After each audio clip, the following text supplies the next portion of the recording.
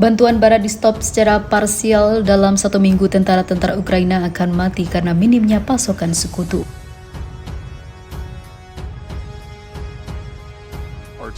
As you know, we also have a small team within the U.S. Embassy there that works closely with the Ukrainians to conduct end-use monitoring. And to this date, we have not seen any evidence of any type.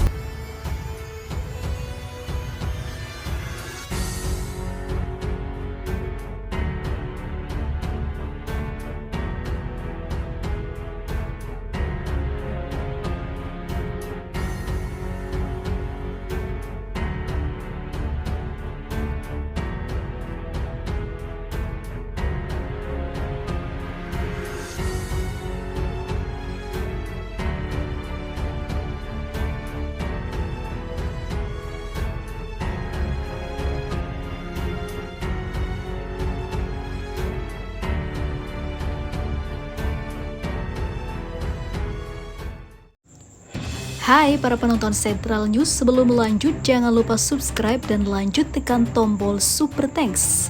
Tombol Super Thanks ada di atas tombol subscribe. Jika Anda ingin mensupport channel kami menyajikan berita yang paling Anda tunggu-tunggu. Terima kasih.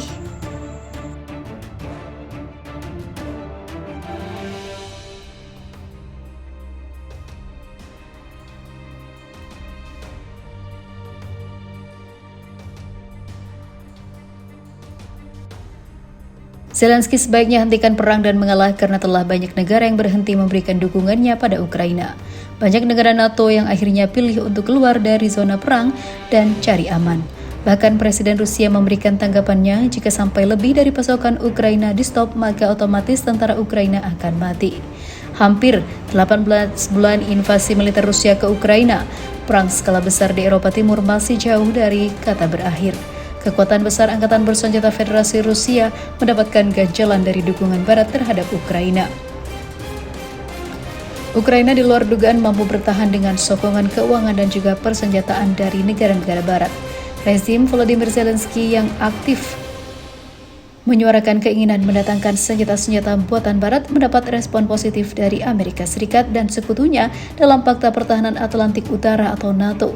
Meski Rusia kerap mengecam keras pengiriman bantuan itu, Amerika dan negara-negara NATO sama sekali tak menghentikan langkahnya. Hal ini yang menjadi sorotan Presiden Vladimir Putin saat menghadiri forum diskusi Valdai di Sochi. Krasnodar Krai, Putin berani memastikan seluruh tentara Ukraina akan tewas. Bahkan jika hanya salah satu negara Barat yang menghentikan bantuannya, jika salah satu dari mereka berhenti, semuanya akan mati dalam seminggu, ucap Putin dilansir Viva Militer dari Al Jazeera. Hal yang sama berlaku untuk sistem pertahanan. Bayangkan saja bantuan itu berhenti besok, pasukan Ukraina hanya akan hidup selama seminggu saat amunisi mereka habis. Katanya di waktu yang sama, Kepala Kebijakan Luar Negeri Uni Eropa Josep Borrell memastikan jika pihaknya tidak akan mampu menggeser Amerika sebagai negara terbesar sebagai penyumbang dana terbesar kepada Kiev. Dapatkah Eropa mengisi kesenjangan yang ditinggalkan Amerika? Tentu saja Eropa tidak bisa menggantikan Amerika Serikat, ujar Borrell. Amerika jadi negara yang paling banyak menggelontorkan dana untuk Ukraina. Dikutip dari Newsweek, pemerintah Presiden Joe Biden telah mengeluarkan dana sebesar 70,9 miliar dolar Amerika atau setara dengan 1.108 triliun dan baru-baru ini mengumumkan tak bisa lagi mendukung penuh Ukraina.